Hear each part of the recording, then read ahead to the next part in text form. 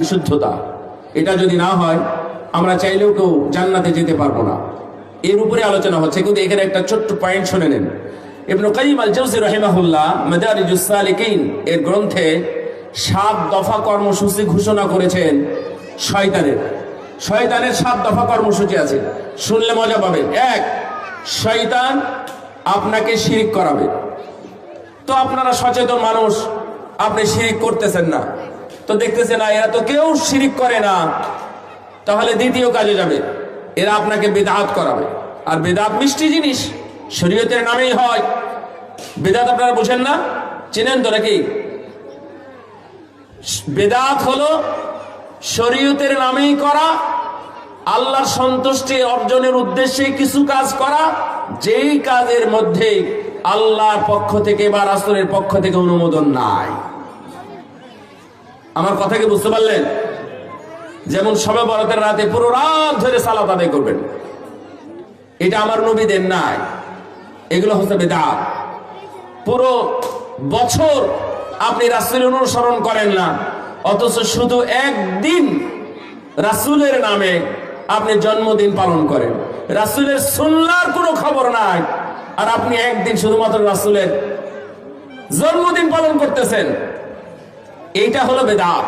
এই ধরনের আরো অনেক বিদআত আছে ইত্যাদি। আমি শিরক বিদআত নিয়ে এভাবে আলোচনা করছি না, আমি শয়তানের কাজ আপনাকে বোঝাচ্ছি। আল্লাহ বলতেছেন, ফাযায়্যানা লাহুমুশ শাইতানু আমালাহুম, শয়তান তোমাদেরকে এমন এমন কিছু কাজ আছে যা তোমাদের সামনে ভালো করে উপস্থাপন করে, মানুষ মনে করে এটাই মনে হয় ভালো কাজ। শয়তান ওই শয়তানি কাজগুলো দেখিয়ে যায়, তারপরে মানুষ করতেই থাকে। মানুষ মনে করে এর চাইতে ভালো কাজ আর হয় না, এই জন্য মানুষ মিষ্টি মিষ্টি সুন্দর সুন্দর কাজগুলো করতে তারা মজা পায়। এটা শয়তানের কাজ, বিদআত গুলো করে শয়তান। আল্লাহ নবী বলেছেন, যারা বিদআত করে তারা হলো ভ্রষ্ট, স্পষ্ট ভ্রষ্ট, আর এই ভ্রষ্টতার কারণেই তারা জাহান্নামে যাবে। নাউযুবিল্লাহি মিন যালিক। ভাইরা আমার, শয়তানের দ্বিতীয় কর্মসূচি যদি আপনার কাছে ফেল হয়, তাহলে আপনাকে কাবিরা গুনাহ করাবে। কাবিরা গুনাহ বুঝান? এক, বাচ্চারা তোমরা কি ওয়াজ করবা? হ্যাঁ, তোমরা যদি ওয়াজ করো তাহলে এখানে আসো, তোমাদের ওয়াজগুলো শুনি, ভালো লাগবে। তোমরা চুপচাপ শোনো, তোমাদের জন্য সবক আছে, তোমাদের জন্য সবক দেব ইনশাআল্লাহ। শুনেন তো, ইব্রাহিম আলাইহিস সালাম বাবাকে বলেছিলেন, বাবা শয়তানের পূজা করবেন না। আমি আপনাকে বোঝাচ্ছিলাম শয়তান আপনাকে কিভাবে ঘায়েল করে, আপনাকে দিয়ে শিরিক করায়, আপনাকে দিয়ে বিদআত করায়। যদি এগুলো না করেন তাহলে আপনাকে দিয়ে বড় গুনাহ করায়। জাদু, তারপরে হচ্ছে মানুষ হত্যা করা, তারপরে ইত্যাদি, নগ্ন, তারপরে বেপর্দা, বেহায়া, বেনামাজি হওয়া, এইভাবে বড় বড় যে গুনাহগুলো আছে এগুলো করায়। 3 নাম্বার, যদি না পারে 4 নাম্বার, যদি না পারে তাহলে ছোট গুনাহ করাবে। ছোট গুনাহ বড় গুনাহ করতে বাধ্য করে, এই জন্য ছোট গুনাহ করা যাবে না। যদিও ছোট গুনাহ ক্ষমা হয়ে যায়, কিন্তু চোখ দিয়ে পর্দায় খেলা দেখা, এটা হলো ছোট গুনাহ। দেখেন, ছোট গুনাহ, কিন্তু এই ছোট গুনাহ দেখতে দেখতে নামাজ কামাই করে। তো নামাজ কামাই করা বা জামাত না পড়া, এটা কি কাবিরা গুনাহ না? কাবিরা গুনাহ করায়, ছোট গুনাহ। এই জন্য শয়তান এগুলো করায়। এবং আরো মজা আছে, কি জানেন? শয়তান আপনাকে কি করাবে? ধরে নেন আপনি কবর কাটতেছেন, কবর কাটা ভালো কাজ নাকি খারাপ কাজ? ভালো কাজ না? দেখবেন কবর কাটতেছে, অথচ নামাজের সময় হয়েছে, ও নামাজ পড়তেছে না। তাহলে শয়তান ওকে দেখাইছে যে সালাত পরে পড়লেও হবে, আগে কবর কাট। শয়তান ওকে দেখিয়েছে এই প্যান্ডেলের কাজ আগে কর, আগে আলেম ওলামার খোঁজ খবর নে, বক্তা কোথায় আছে, মাইক হয় না কেন, মাইকে ডিস্টার্ব কেন, ইত্যাদি, এইগুলো বলে আপনাকে এইগুলো নিয়ে খোঁজ খবরের পিছনে লাগিয়ে দিয়েছে শয়তান, যে নামাজ পরে পড়লেও হবে। পরে পড়তে পড়তে রাত 12টা 1টা ঘুমিয়ে যায়, সেই দিন আর মাগরিব এশাই হয় না। শয়তান এভাবে মানুষকে ধোঁকা দেয় এবং যে কোনো মূল্যে সে জাহান্নামের দিকে নিয়ে যেতে চায়। এই জন্যই ইব্রাহিম আলাইহিস সালাম বাবাকে বললেন, আব্বা লা তা'বুদিশ শাইতান ইন্নাশ শাইতানা কানা লির-রাহমানি আসিয়া ইয়া আবাতি ইন্নী আখাফু আন ইয়ামাসসাকা আযাবুম মিনার রাহমান ফাতাকুনা লিশ-শাইতানি ওয়ালিয়া। আব্বা, আমি ভয় পাই যে কোনো সময় আপনি যদি শয়তানের পূজা করেন, যদি আপনি মূর্তি পূজা করেন, যদি আপনি আমার অনুসরণ না করেন, আপনি মারা গেলে শয়তান, আপনি মারা গেলে আল্লাহ রাব্বুল আলামিনের যে আগুন, আল্লাহর শাস্তি আপনাকে গ্রাস করবে, যে কোনো সময় ধরে ফেলবে। আমি সন্তান হয়ে বাবার এই শাস্তি আমি কখনো দেখতে পারবো না। তার মানে ইব্রাহিম আলাইহিস সালাম এই কথাগুলো বললেন। আর ইব্রাহিমের বাবা আজর তখন বলল যে, ইব্রাহিম তুমি তোমার কথা উদ্ধ করো, যদি ফিরিয়ে না নাও তাহলে তোমাকে পাথর দিয়ে মেরে মাথা চূর্ণ করে দিব। লাআরজুমান্নাকা ওয়াহজুরনি মালিয়া, তুমি দূর হয়ে যাও, আমার সাথে তোমার থাকার জায়গা নেই। ইব্রাহিম আলাইহিস সালাম বললেন, ঠিক আছে, আপনার সাথে আমার এই বিচ্ছিন্নতা, আপনি আপনার পথে চলেন, আমি আমার পথে চললাম, আমি চলে গেলাম, আপনার কাছে আমি থাকবো না। তবে আমি ইন্নী লা আস্তাগফিরুকা, অবশ্যই আমি আরাগিবুন আনতা আন আহলিয়াতি ইয়া ইব্রাহিম লা ইল্লাম তানতাহি লা আরজুমান্নাকা ওয়াহজুরনি মালিয়া ক্বালা সালামুন আলাইকা সাআস্তাগফিরু লাকা রাব্বি ইন্নাহু কানা বি হাফিয়া। তবে আব্বা, আমি আপনার জন্য আল্লাহর কাছে ক্ষমা চাইতেই থাকবো, যতদিন পর্যন্ত আমাকে নিষেধ না করা হয় ততদিন পর্যন্ত আমি আল্লাহর কাছে আপনার জন্য ক্ষমা চাইব। কিয়ামতের ময়দানে ইব্রাহিম আলাইহিস সালাম আল্লাহ রাব্বুল আলামিনকে বলবেন, আল্লাহ তুমি আমাকে বলেছো কিয়ামতের মাঠে ইব্রাহিম তোমাকে অপমান করানো হবে না। সর্বপ্রথম তুমি আমাকে কাপড় পরিয়েছো, উলঙ্গপনা থেকে অথবা নগ্নতা থেকে তুমি আমাকে মুক্তি দিয়েছো, তার মানে আমাকে পোশাক পরিয়েছে প্রথম, আমার এটা সম্মান।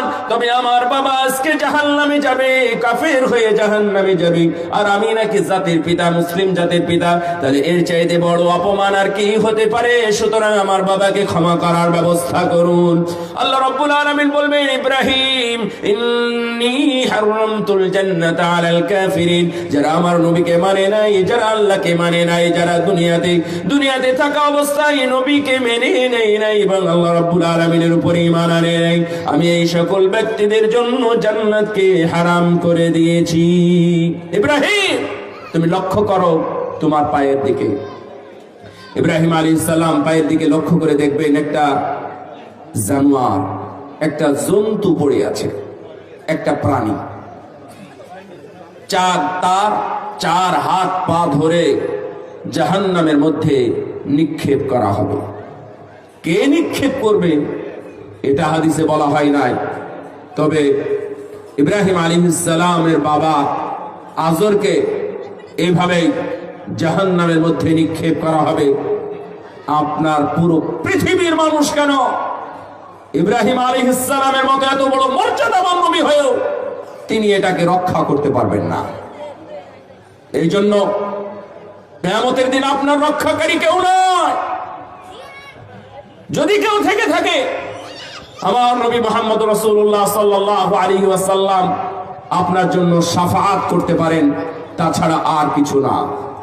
আপনার আমল নাই, আপনার আকীদা নাই, আপনার ঈমান নাই, আপনার বিশ্বাস নাই, আপনার সালাত নাই, আপনার আমল নামা অন্যান্য কিছু নাই, কিয়ামতের ময়দানে আপনার মা বাবা, আপনার আলেম ওলামা, আপনার ইমাম, আপনার মুক্তাদি, আপনার পীর, আপনার হুজুর, আপনার অমুক তমুক ইত্যাদি কেউ পার করবে, এই বিশ্বাস করলেও গুনাহ হবে। এটা বিশ্বাস করলেও গুনাহ হবে যে তারা আমাকে নামাজ পড়ায় পার করবে। আবার কি, এই যে কিছু ভান্ডারি আছে, ভান্ডারিরা বলে নাকি নামাজ পড়া লাগবে না। বাউল ফকিরেরা বলে আল্লাহ সম্পর্কে তারা বেয়াদবি কথা বলে। এদের নামের শেষেও হোসেন আছে ইত্যাদি, সব মুসলমানের নাম। এরা সব আইডি কার্ডে মুসলিম, কেউ হিন্দু না। আল্লাহ সম্পর্কে বেয়াদবি কথা বলে। কয়েকদিন আগে দেখেন নাই, আমাদের দেশের সন্তান, আমাদের দেশের মানুষ, এখনো হাজার নয় লক্ষ লক্ষ মানুষ তাদের অনুসারী, যে নাকি বলেছিল যে আমি ফাতেমাকে বিয়ে করেছি, নাউযুবিল্লাহ। আবার বলেছিল কি, আমার অনেক অনুসারীরা ওইখানে গেছে, মানে আল্লাহর দরবারে গিয়ে দেখতেছে আমি ওখানে বসে আছি। নাউযুবিল্লাহি মিন যালিক। ওর কিন্তু ফাঁসি হয় নাই। আপনি মনে করেছেন যারা ধর্মের নামে উল্টাপাল্টা করে, যারা মানুষকে ধর্ম দেওয়ার বেলাতে ঠকায়, ধর্মের 2 নম্বরই করে, এই সালাত সিয়াম আকীদা, শুদ্ধ আকীদা প্রচারে যারা 2 নম্বরই করে, যদি ধরা যায়, যদি তাদেরকে বোঝা যায় সরকার তাদের যে বিচার করবে, এই ধারণাও ভুল। তাদের কোনোদিনই সরকার বিচার করে না, কোনোদিনই বিচার করবে না। আপনাকে নিজেই খুঁজে নিতে হবে কোনটা। যদি খুঁজে না নেন, কিয়ামতের ময়দানে শুধু আফসোস করতে হবে। রাসূল সাল্লাল্লাহু আলাইহি ওয়াসাল্লামের সাহাবী উসাইরিম আমর ইবনে সাবিত আল-উসাইরিম রাদিয়াল্লাহু তাআলা আনহু, উনি বড় ছিলেন সুদখোর। আল্লাহ নবীকে বিভিন্ন সময় গালিগালাজ করতেন। উসাইরিম একদিন গেল উহুদের প্রান্তরে। ওনার হঠাৎ মনে হলো আমার ইসলাম গ্রহণ করা উচিত। অনেকবার দাওয়াত দেওয়ার পরেও তিনি মারফুজ হয়েছেন, রিফিউজ করেছেন, কখনো ইসলাম গ্রহণ করেন না, ইসলামিক ছায়াতলে দীক্ষিত হন নাই। হঠাৎ তার মনে হলো আমার এখন যাওয়া উচিত। উনি চলে গেলেন উহুদের ময়দানে। গিয়ে দেখেন সবাই যুদ্ধ নিয়ে ব্যস্ত। নবী কথাই কেউ জানে না, কেউ বলেও না। সে আল্লাহর নবীকে পাই নাই। হঠাৎ করে যুদ্ধ শুরু করে দিয়েছে। যুদ্ধের সময়, যুদ্ধের শেষ বেলায় দেখা গেল সাহাবীদের মধ্যে মুসলমানদের দলে একটা লোক মুমূর্ষু অবস্থায় কাতরাচ্ছে, আহত অবস্থায়, রক্তাক্ত অবস্থায় কাতরাচ্ছে। হঠাৎ মুসলমানেরা জিজ্ঞাসা করলো, আহাদাবুন আলা কওমিকা রাগবাতুন ফিল ইসলাম, উসাইরিম তুমি এখানে কেন? তুমি কি তোমার বংশ রক্ষার জন্য যুদ্ধ করতে এসেছো, নাকি ইসলামের প্রতি তুমি দীক্ষিত হয়েছো, দুর্বল হয়েছো? তখন বললে, বাল রাগবাতুন ফিল ইসলাম, আমি ইসলামের প্রতি দুর্বল হয়ে গেছি, ইসলামকে ভালোবেসে ফেলেছি। আমানতু বিল্লাহি ওয়া রাসূলিহি ওয়া কাতালতু মা'আন নবী সাল্লাল্লাহু আলাইহি ওয়াসাল্লাম, আমি একাকী ইসলাম গ্রহণ করেছি, মহান আল্লাহর প্রতি আমি ঈমান এনেছি এবং নবীর প্রতি আমি ঈমান এনেছি। ওয়া কাতালতু মা'আন নবী সাল্লাল্লাহু আলাইহি ওয়াসাল্লাম, অতঃপর নবীর দিকে হয়ে ইসলামের পক্ষ নিয়ে আমি যুদ্ধ করেছি। ফাসাবতু কামা তারাউনা, তারপরে তোমরা আমাকে যেমন দেখছো যুদ্ধের ময়দানে থাকতে থাকতেই আমি আহত হয়ে গেছি। ফামাতা মিন ওয়াক্তিহি, কথাগুলো বলা শেষই হলো না, তার আগেই তিনি মারা গেলেন, দুনিয়া থেকে বিদায় নিয়ে চলে গেলেন।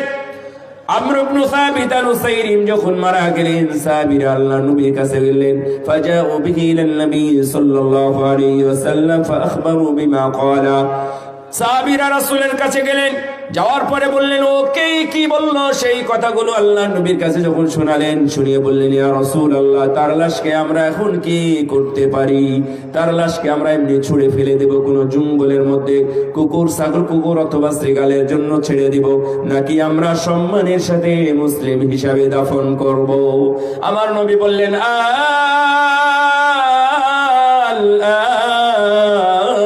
হুয়া ফিল জান্নাহ, ও আমার সাহাবীরা, আমি দেখতে পাচ্ছি উসাইরিম এখন জান্নাতি হয়ে গেছে। সুবহানাল্লাহ। এটা হলো আকীদা, বিশ্বাস, এটা হলো ইসলাম। ঈমান আর এনেছে, ঈমান আনার সঙ্গে সঙ্গে আর কিছু করতে পারে না, একটু যুদ্ধ করেছে, সালাত আদায় করেন। আবু হুরায়রা রাদিয়াল্লাহু তাআলা আনহু বলছেন, ওয়ালাম ইউসাল্লি লিল্লাহি কত্তু, আপনি যার জান্নাতের ব্যাপারে কথা বললেন, এই তো কোনো নামাজ পড়ে না, নামাজ তো দূরের কথা, একটা সেজদাও কখনো দেয় না, এ কিভাবে জান্নাতি হয়? আল্লাহ নবী বললেন, আমিলা কলিলা উজিরা বিহি কাসীরা, শুনো আমার সাহাবীরা, ও খুব ছোট কাজই করেছে, খুব ছোট্ট সামান্য কাজ করেছে, তা হলো ঈমান এনেছে। কি এনেছে? ঈমান এনেছে। এই ঈমান আনার পর মারা যাওয়ার কারণে আল্লাহ রাব্বুল আলামিন তাকে সবচেয়ে বড় পুরস্কার জান্নাত তাকে দান করেছেন। সুবহানাল্লাহ।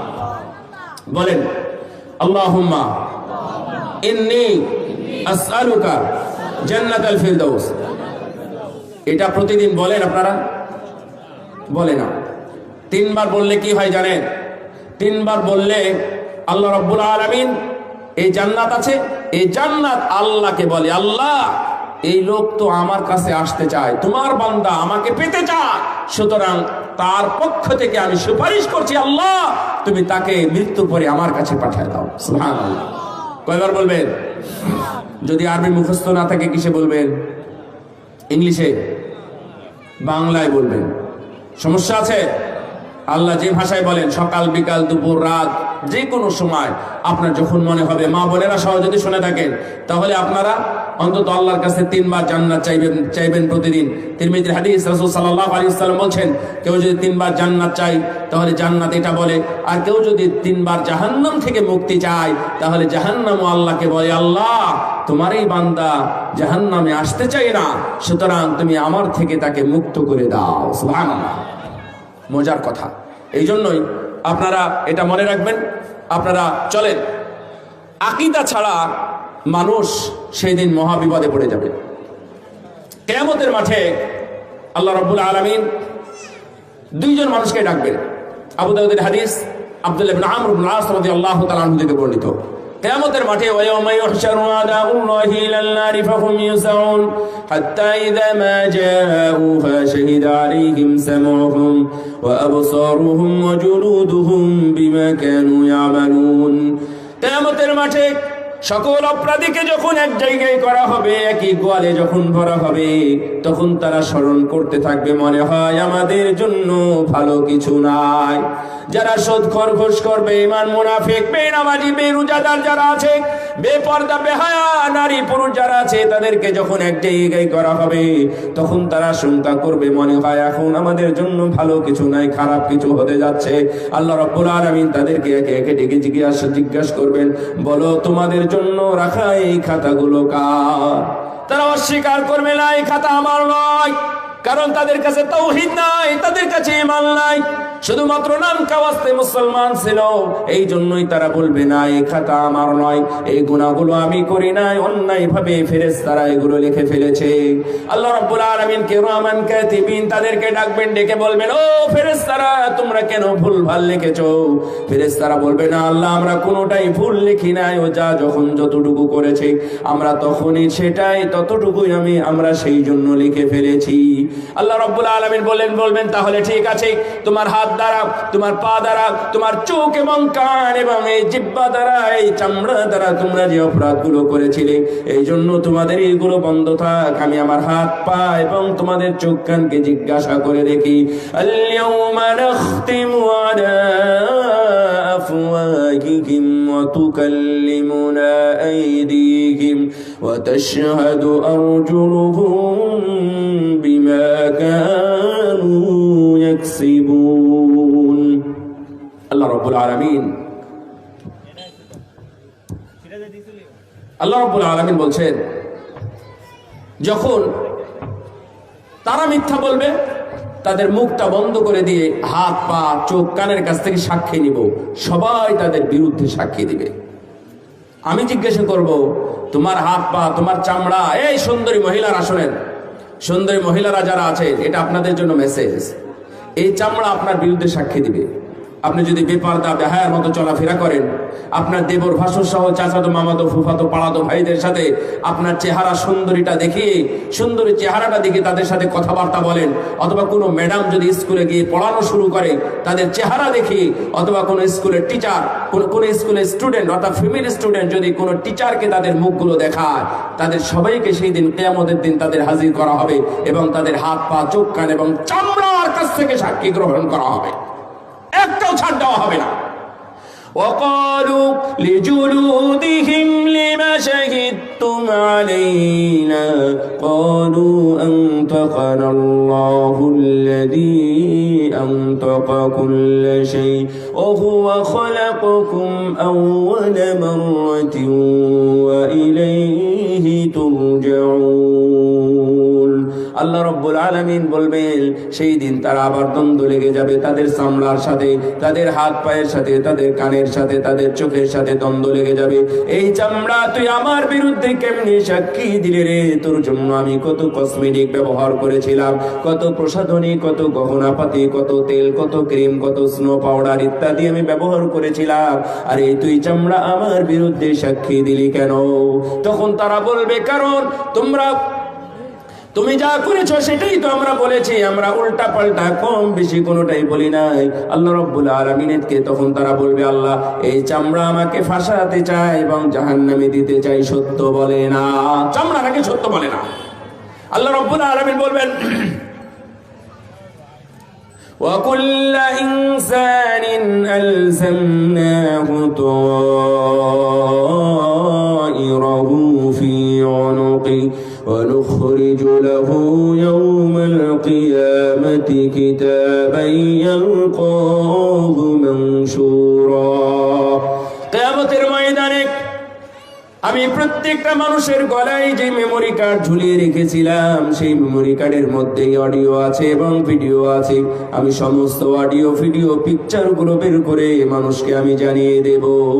সেই দিন তারা কেউ বাঁচতে পারবে না। এখানে মজার ব্যাপার হলো, বাঁচতে পারবে তারাই যাদের মধ্যে কালেমা শাহাদত আছে। আল্লাহ জিজ্ঞাসা করবেন যে তোমাদের খাতা কি এগুলো? তারা শুধু বলবে যে হ্যাঁ, এটা আমার খাতা। তাওহীদ থাকার কারণে তারা এই কথাগুলো বলতে পারবে। যাদের মধ্যে ঈমান নাই তারা কখনোই বলতে পারবে? ঈমান না থাকলে বলবে না। তারা শুধুই বাঁচতে চাইবে। আমাদের দুনিয়ায় এক মিথ্যা বলার পরে এই মিথ্যাকে ঢাকতে এবং মিথ্যাটাকে মানুষের কাছে সত্য হিসাবে প্রকাশ করতে, প্রতিষ্ঠা করতে আরো কতটা মিথ্যা বলতে হয়? আরো 5টা 10টা 20টা মিথ্যা বলা লাগে, তাই না? তো কিয়ামতের ময়দানে যারা মিথ্যা বলবে, একে একে সব মিথ্যাই বলতে থাকবে। আর যারা আপনারা ইমানদার তাওহীদপন্থী মুসলিম, জিজ্ঞাসা করার সঙ্গে সঙ্গে যদি বলেন এটা আমার খাতা, তখন আল্লাহ রাব্বুল আলামিন আপনাদের কালেমা শাহাদত লেখা সম্বলিত ছোট্ট একটা চিরকুট আপনাকে গিফট হিসাবে আল্লাহ দান করবেন। সুবহানাল্লাহ। কালেমা শাহাদতটা কি? আশহাদু আল্লা ইলাহা ইল্লাল্লাহু ওয়া আশহাদু আন্না মুহাম্মাদান আবদুহু ওয়া রাসূলুহু।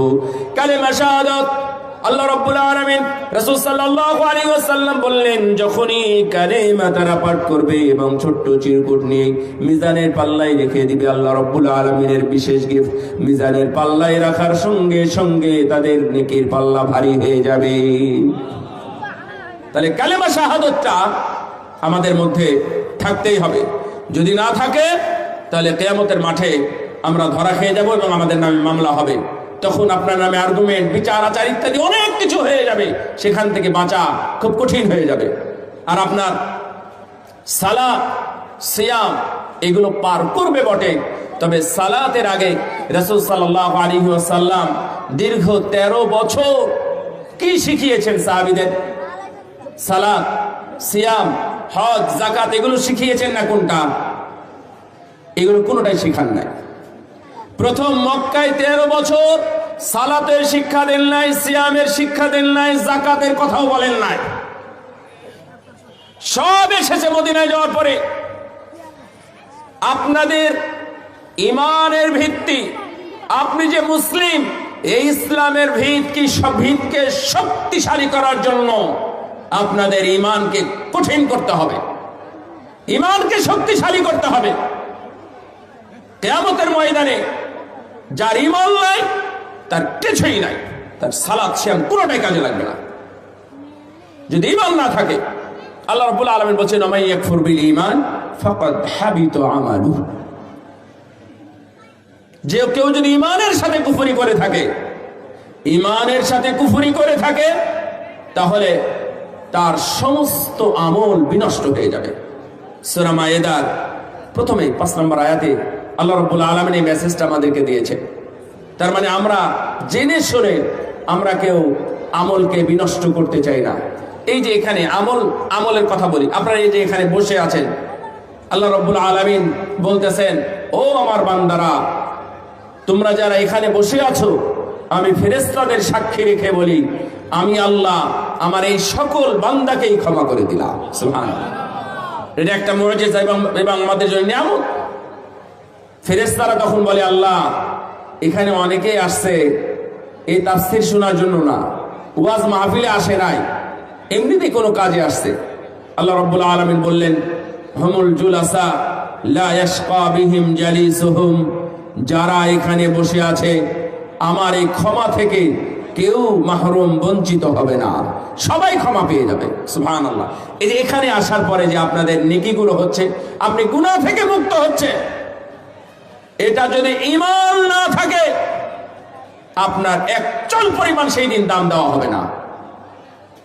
রাসূল সাল্লাল্লাহু আলাইহি ওয়াসাল্লাম বললেন, মান শাহিদা আল্লা ইলাহা ইল্লাল্লাহ, কেউ যদি সাক্ষী দেয় আল্লাহ ছাড়া সত্য কোনো মাবুদ নাই, কেউ যদি সাক্ষী দেয় মুহাম্মদ সাল্লাল্লাহু আলাইহি ওয়াসাল্লাম আল্লাহর বান্দা এবং রাসূল, কেউ যদি সাক্ষী দেয় ঈসা আলাইহিস সালাম আল্লাহর বান্দা এবং রাসূল, এবং তিনি বাবা ছাড়াই শুধু মায়ের মাধ্যমে দুনিয়াতে এসেছিলেন, আবার আসমানে চলে গেছেন, এক সময় উম্মত হয়ে আবার তিনি ফিরে আসবেন, এই পুরো প্রক্রিয়াকে যারা বিশ্বাস করে, 4 নাম্বার, যারা বিশ্বাস করে জান্নাত আছে ভালো মানুষের জন্য, মুমিনদের জন্য, আর যারা বিশ্বাস করে যে জাহান্নাম আছে খারাপ মানুষের জন্য, এই 5টা সাক্ষী যদি কেউ দিতে পারে, রাসূল সাল্লাল্লাহু আলাইহি ওয়াসাল্লাম বললেন, আদখালাহুল্লাহুল জান্নাতা আলা মা কানা মিনাল আমাল, আল্লাহ রাব্বুল আলামিন তাকে জান্নাতে প্রবেশ করাবেন ওর আমল যেমনই হোক না কেন। এখন আমল যেমনই হোক না কেন মানে আমলে যদি কোনো ত্রুটি থাকে, আমল যদি কমে যায়, নেকি যদি কিছু কমেও যায়, তাও আল্লাহ রাব্বুল আলামিন ঈমানের বরকতে, ঈমানের কারণে এই সকল মুসল্লি, এই সকল মুমিন, এই সকল মুসলিমদেরকে আল্লাহ রাব্বুল আলামিন ক্ষমা করে তাদেরকে জান্নাতে যাওয়ার সুযোগ তৈরি করে দিবেন। রাসূল সাল্লাল্লাহু আলাইহি ওয়াসাল্লাম বললেন, মান কানা আখিরু কালামিহি লা ইলাহা ইল্লাল্লাহ দাখালাল জান্নাহ, কেউ যদি কারো শেষ কথা যদি হয় লা ইলাহা ইল্লাল্লাহ, আমার নবী বলেছেন সেই লোক জান্নাতে প্রবেশ করবে।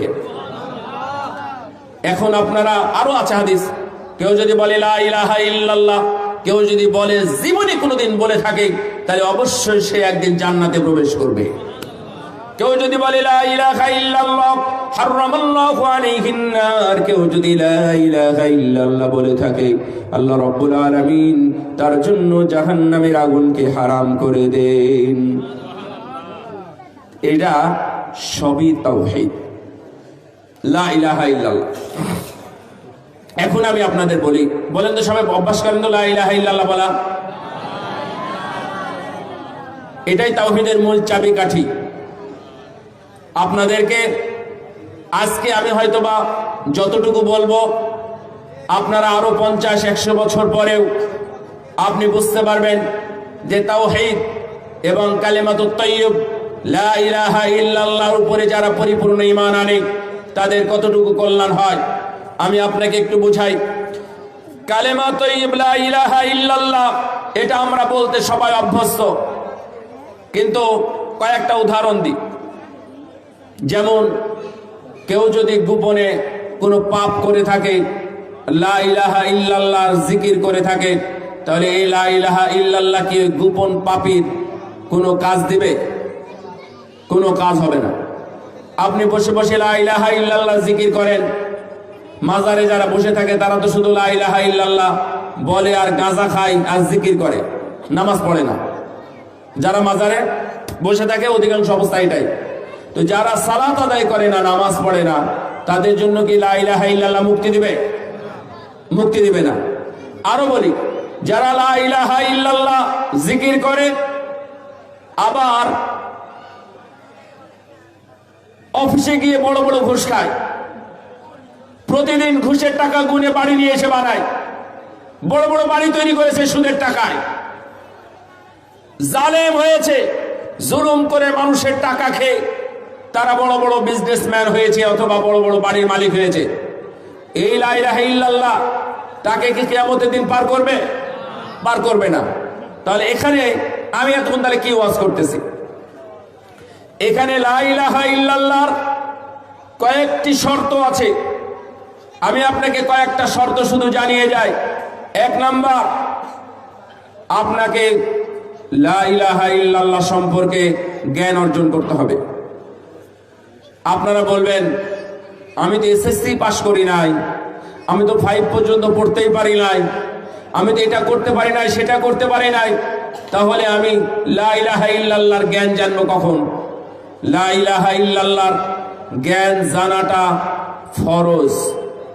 আপনারা ভয় পাবেন না, লা ইলাহা ইল্লাল্লাহর উপরে জ্ঞান অর্জন করা ফরজ, এটা আবশ্যক। আপনারা ইতিহাস জানেন, ভূগোল জানেন, অর্থনীতি জানেন, ফিজিক্স, কেমিস্ট্রি, বায়োলজি সহ গণিত, ইংরেজি সবই জানেন, আর লা ইলাহা ইল্লাল্লাহর উপরে জ্ঞান অর্জন করেন নাই। এটা তো আমার দোষ না, এটা আপনার দোষ। তাহলে দোষটাকে রিমুভ করেন, আপনার এই ত্রুটিটাকে মুছে দেন, আপনি ইলম অর্জন করেন। যে একজন হিন্দু মানুষ যদি লা ইলাহা ইল্লাল্লাহ বলে, তাহলে তার জন্য জান্নাত জাহান্নাম হারাম হয় না। একজন মানুষ যে ইমানই আনে নাই, সে যদি পড়ে বিসমিল্লাহির রহমানির রহিম, আপনারা পড়েন বিসমিল্লাহির রহমানির রহিম, কয়টা অক্ষর আছে এর মধ্যে? 19টা অক্ষর আছে। আপনি যদি উচ্চারণ করেন, তাহলে আপনার জন্য 190টা নেকি আল্লাহ লিখবেন। এই পোস্টারটা যদি আপনি কোনো গোপাল দত্ত, প্রকাশ রায়, চন্দ্র এদের হাতে তুলে দেন, তাহলে ওরা বাংলা লেখা এরাও পড়বে বিসমিল্লাহির রহমানির রহিম। তাদের জন্য কি 19টা নেকি হবে? একটাও হবে? একটাও নেকি নয়। তার মানে আমি আপনাকে এটাই বোঝাচ্ছি যে শুধু লা ইলাহা ইল্লাল্লাহর জিকির নয়, লা ইলাহা ইল্লাল্লাহ বলার জন্য আপনাকে আগে ঈমান আনতে হবে। ঈমানই যদি আপনার না থাকে, তাহলে লা ইলাহা ইল্লাল্লাহর জিকির করে তেমন কোনো লাভ হবে না। ঈমান কোন কোন কাজে বিনষ্ট হয়? ঈমান আনার পরেও আল্লাহ রাব্বুল আলামিন বলছেন, ওমা ইউমিনু আকসারুহুম বিল্লাহ ইল্লা ওয়া হুম মুশরিকুন। মনে রেখো বান্দারা, মানুষের মধ্যে অধিকাংশরা ঈমান আনার পরেও তারা মুশরিক। এই কথা আমার নয়, আমার বাপদাদার নয়, এটা আল্লাহ রাব্বুল আলামিনের কালাম, কোরআনের একটি আয়াত, জাস্ট আমি ট্রান্সলেট করলাম, অনুবাদ করলাম। আল্লাহ রাব্বুল আলামিন বলছেন, ওয়া মান ইয়াকফুর বিল ঈমান ফাকাদ হাবিতা আমালু। কেউ যদি ঈমানের সাথে কুফরি করে, তাহলে তার আমল বিনষ্ট হয়ে যাবে। ওয়ালাউ আশরাকু লাহাবিতা আনহুম মা কানু ইয়ামালুন। যদি তারা শিরক করে, তাহলে যত আমল করেছে দুনিয়াতে সব আমল বিনষ্ট হয়ে যাবে। আল্লাহ রাব্বুল আলামিন তার নবীকে লক্ষ্য করে বলছেন, হে নবী, আপনি যদি শিরক করেন, তাহলে আপনার আমল অবশ্যই নষ্ট হবে এবং আপনি ক্ষতিগ্রস্তদের অন্তর্ভুক্ত হয়ে যাবেন। এটা আল্লাহ রাব্বুল আলামিনের ভাষ্য। এই জন্যই আল্লাহ রাব্বুল আলামিন বলেছেন, ওমা ইউমিনু আকসারুহুম বিল্লাহ ইল্লা ওয়া হুম মুশরিকুন। অধিকাংশরা আল্লাহর প্রতি ঈমান এনেছে, ঈমান আনার পরেও তারা মুশরিক। যদি এই কথা সত্য হয়, তাহলে ওই মানুষগুলো কারা? ঈমান আনার পরেও তারা কুফরি করে, শিরক করে। এই মানুষগুলো তো মুসলমানের মধ্যে থাকতে হবে নাকি? না হিন্দুদের মধ্যে থাকবে? অমুসলিমদের মধ্যে নাকি মুসলমানদের মধ্যে থাকবে? মুসলমানের মধ্যেই থাকবে। থেকে থেকে তাদের ঈমানকে বিনষ্ট করবে। আপনারা যারা এখানে আছেন, আমি আপনাদের সামনে কয়েকটা বিষয় বলবো, ঈমান নষ্ট হয় কি কারণে। আল্লাহ রাব্বুল আলামিন কুরআনুল কারীমে আমাদের বলে দিয়েছেন, যদি সে কুফরি করে তাহলে ঈমান নষ্ট হয়। কুফরিটা কি বলেন তো? এক একটা কুফরি বলতে পারবেন? একটাও জানেন না? নামাজ ত্যাগ করা, এটা কি ভালো কাজ না কুফরি কাজ? কুফরি কাজ না? মানুষ হত্যা করা, এটা কুফরি কাজ। জাদু করা, এটা হলো কুফরি কাজ। কোন মানুষ যদি জাদু করে, তাহলে ও কি আর মুমিন থাকে? ওর মধ্যে ইসলাম থাকে? ইসলাম থাকে না। তাহলে আপনি যদি শিরক করেন, জাল্লি শিরক করলেও আপনার মধ্যে আর ঈমান থাকবে না, আর সম্ভব নয়। রাসূল সাল্লাল্লাহু আলাইহি ওয়াসাল্লাম বললেন, আবু সাঈদ খুদরি রাদিয়াল্লাহু তাআলা আনহু থেকে বর্ণিত, তিনি বললেন, আমি রাসূল সাল্লাল্লাহু আলাইহি ওয়াসাল্লামকে বলতে শুনেছি, তোমাদের পরে একটা দল বের হবে, একটা সম্প্রদায় বের হবে, যারা বেশি সালাত আদায় করবে, বেশি বেশি সিয়াম পালন করবে, বেশি বেশি ইবাদত করবে এবং বেশি বেশি কোরআন তেলাওয়াত করবে, কিন্তু তাদের কণ্ঠনালীর ভিতরে যাবে না এবং তাদের ভিতরে যাবে না, অর্থাৎ তাদের অন্তরে ঢুকবে না। রাসূল সাল্লাল্লাহু আলাইহি ওয়াসাল্লাম এত সুন্দরভাবে বলার পরে বললেন, লা ইউজাবিজু হানাজিরাহুম ইয়ামরুকুনা মিনাদ দীনি কামা ইয়ামরুকুস সাহমু মিনার রামিয়া। বেশি সালাত, বেশি সিয়াম, বেশি ইবাদত, বেশি কোরআন তেলাওয়াতের পরেও তারা ইসলাম থেকে খারিজ হয়ে যাবে। আমার কথা নয়, আমি অনুবাদ করতেছি। বেশি বেশি আদায় করলেই যে তার সে ভালো হয়ে গেল তা নয়। বেশি বেশি আদায় করার কারণে ওই ইসলাম থেকেই খারিজ হয়ে যাচ্ছে।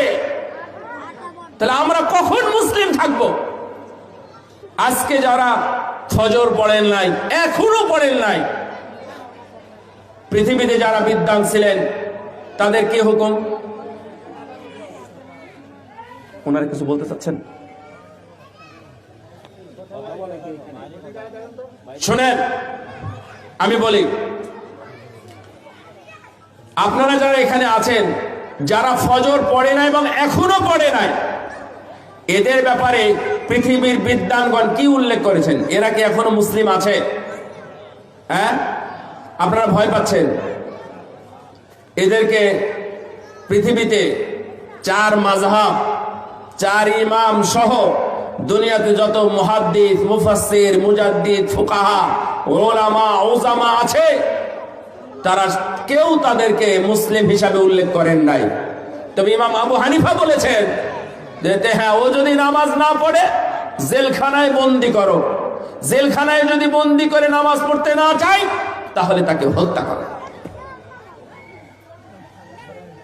কারণ মুসলিম দেশেও থাকবে, ও সালাত আদায় করবে না, ও কিভাবে ইমানদার হয়? আর না হলে ঘোষণা করুক আমি অমুসলিম। তাহলে ও জিজিয়া কর দিয়ে হিন্দুরা যেভাবে থাকে, অমুসলিমরা, বেঈমান, মুনাফিক, কাফের যারা থাকে তারা ওইভাবে থাকবে। মুসলমানদের দলে থেকে বছরে একদিন ঈদের নামাজ পড়ে বলবে যে আমি মুসলিম, এটা চলবে না। ইমাম আবু হানিফা বলতেছেন তাহলে ওকে জেলখানায় বন্দি করো, এক ওয়াক্ত যদি নামাজ না পড়ে। আর অন্য ইমাম বলেছেন যে না, ও তো আর মুসলিম নয়, ওকে আবার ঈমান আনতে হবে, আমানতু বিল্লাহ বলতে হবে। আপনারা কুফরি খুঁজে পান না, এই জন্য ঈমান আনার পরে আর কোনো কুফরি চলবে না। যদি চলে তাহলে আর তার কোনো দোয়াও কবুল হবে না। আমরা অনেক সময় বলি না, দোয়া কবুল হচ্ছে না, কেন কবুল হয় না?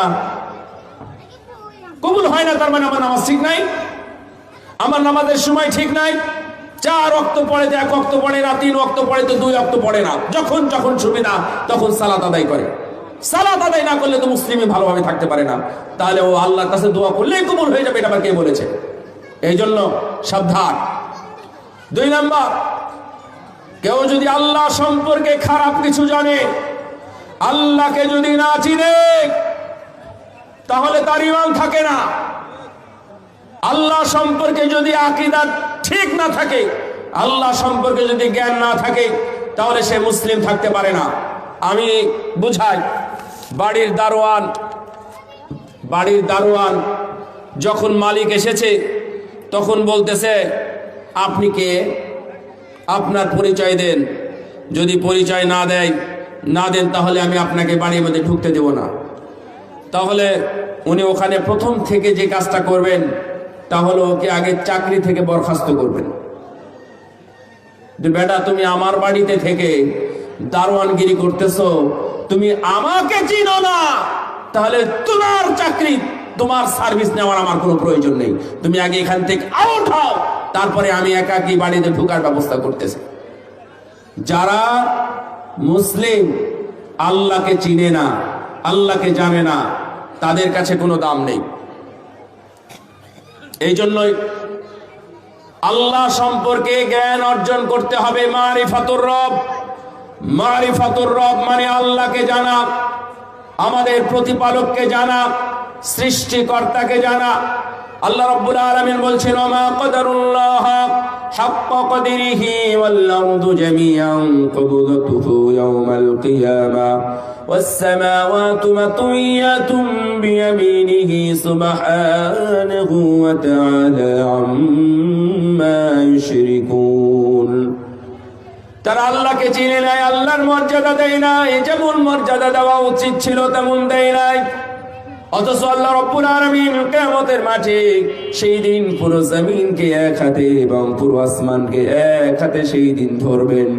মুষ্টিবদ্ধ করে নিবেন, ভাঁজ করে নিবেন। ভাঁজ করে নেওয়ার পরে বলবেন আইনাল জব্বার, আইনাল মুতাকাব্বিরিন। যারা জব্বার, যারা প্রতাপশালী আছে এবং যারা অহংকারী বাদশারা আছে, তারা কোথায়? আনাল জব্বার, আনাল মালিক। আজকের দিনের একচ্ছত্র মালিক আমি, এবং আজকে হলাম প্রতাপশালী আমি।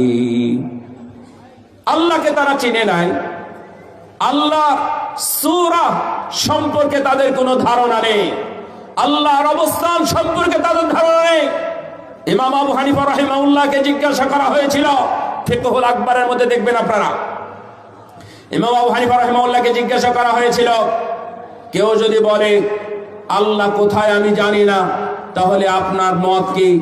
তখন উনি বললেন যে কেউ যদি বলে যে আল্লাহ কোথায় আমি জানি না, তাহলে ও আর মুসলমান থাকবে না।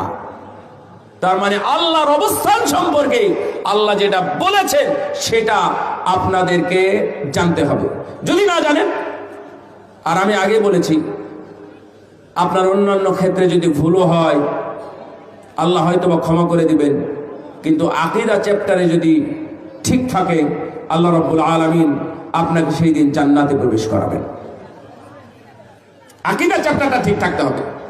ইমাম আবু হানিফা রাহিমাহুল্লাহ বলতেছেন, কেউ যদি বলে যে আমি জানি না আল্লাহ কোথায়, তাহলে ও আর মুসলিম থাকতে পারবে না।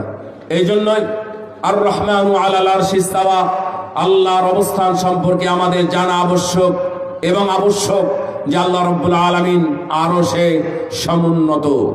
এটাই আমাদেরকে ইলম অর্জন করতে হবে, এটাই জানতে হবে আল্লাহ রাব্বুল আলামিন সর্বত্র বিরাজমান নন, আল্লাহ রাব্বুল আলামিন আরশে সমুন্নত, যেটা কুরআনুল কারীমের মধ্যে বলা হয়েছে। আর আপনি যদি খেয়াল করেন যে আল্লাহ সর্বত্র বিরাজমান, এর পক্ষে একটা দলিলও আমরা খুঁজে পাই না, এর পক্ষে কোনো দলিল নেই। এমনি আমাদের কথা আছে। শোনেন, আল্লাহ রাব্বুল আলামিনের বিশাল এই সৃষ্টি জগৎ, তার কাছে কিছুই নয়, একটা সরিষার দানা পরিমাণ, তার চাইতেও ছোট আল্লাহর কাছে। তাহলে আপনারা যেটা বলতেছেন যে আল্লাহ সব, যত কল্লা তত আল্লাহ, আমাদের যত কল, মুমিনের কলবে নাকি আল্লাহর আরশ ইত্যাদি, এই ধরনের কথাবার্তা বলাটা ঠিক নয়। আপনি আলেমদের আলোচনা শুনবেন।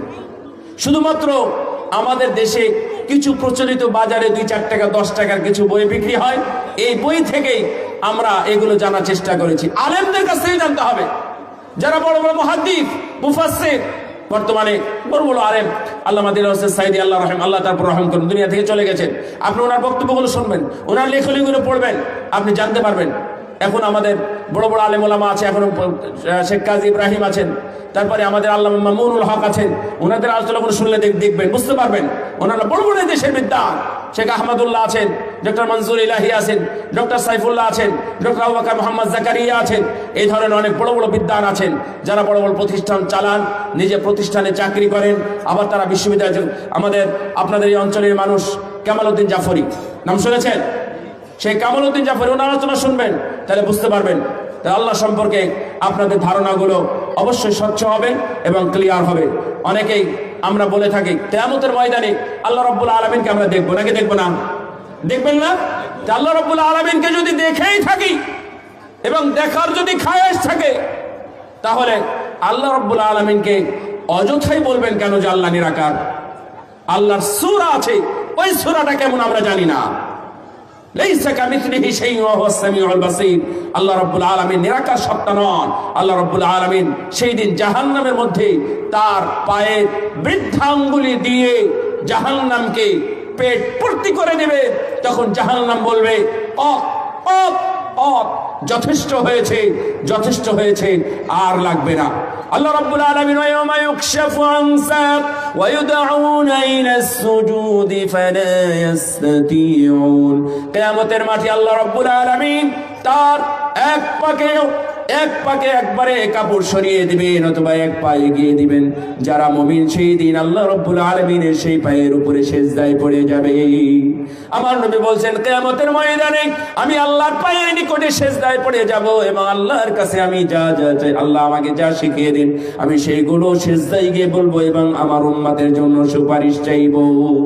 আল্লাহ রাব্বুল আলামিন সব ফায়সালা যখন শেষ, সব সুপারিশ যখন শেষ, হাজার হাজার কোটি কোটি বিলিয়ন বিলিয়ন জাহান্নামের মধ্যে থেকে আল্লাহ রাব্বুল আলামিন তার দুই অঞ্জলি, যেটা আমরা হাত বলি, দুই হাত, এই দুই হাত দ্বারা জাহান্নামকে এক এক করে 3 বার তুলে জান্নাতে প্রবেশ করাবেন। সুবহানাল্লাহ। হয়তোবা সেখানে হাজার হাজার লক্ষ লক্ষ কোটি কোটি মানুষ আল্লাহ রাব্বুল আলামিন হাতের ছোঁয়ায় সেই দিন মানুষ জান্নাতে যেতে পারবে। সুবহানাল্লাহ। রাসূল সাল্লাল্লাহু আলাইহি ওয়াসাল্লাম বলেন, শোনো, কিয়ামতের ময়দানে ৭০,০০০ মানুষকে আল্লাহ রাব্বুল আলামিন বিনা হিসাব বিনা আযাবে জান্নাতে প্রবেশ করাবেন। আল্লাহ নবী বললেন যে শুধু এই ৭০,০০০ নয়, এই ৭০,০০০-এর এক একজনের সাথে আরো ৭০,০০০ থাকবে। তার মানে ৪৯ কোটি মানুষ সেই দিন জান্নাতে যাবে, তাদের কোনো হিসাবও হবে না এবং কোনো আযাবও তাদেরকে দেওয়া হবে না। সুবহানাল্লাহ। রাসূল সাল্লাল্লাহু আলাইহি ওয়াসাল্লাম আল্লাহ সম্পর্কে আমাদের জ্ঞান অর্জন করার কথা উল্লেখ করেছে। এটা হচ্ছে ঈমানের মূলনীতি। ঈমানের মূলনীতি 3টা, মনে রাখবেন। এক, আল্লাহকে জানা। আমরা আমাদের রব, আমাদের সৃষ্টিকর্তা, অথচ আমরা আল্লাহ সম্পর্কে তেমন ভালো জ্ঞান রাখি না। আল্লাহ রাব্বুল আলামিন মানুষের উপর কত রহম করেন, আল্লাহ রাব্বুল আলামিন মানুষকে কিভাবে ক্ষমা করেন, আল্লাহ রাব্বুল আলামিন যারা অপরাধী তাদেরকে কিভাবে শাস্তির আওতায় নিয়ে আসেন, এই বিষয়গুলো আমাদের জানা হয় না। আপনার কি জানা আছে আল্লাহ রাব্বুল আলামিন এই পৃথিবীর কত জাতিকে একবারে উল্টিয়ে ফেলে দিয়েছেন?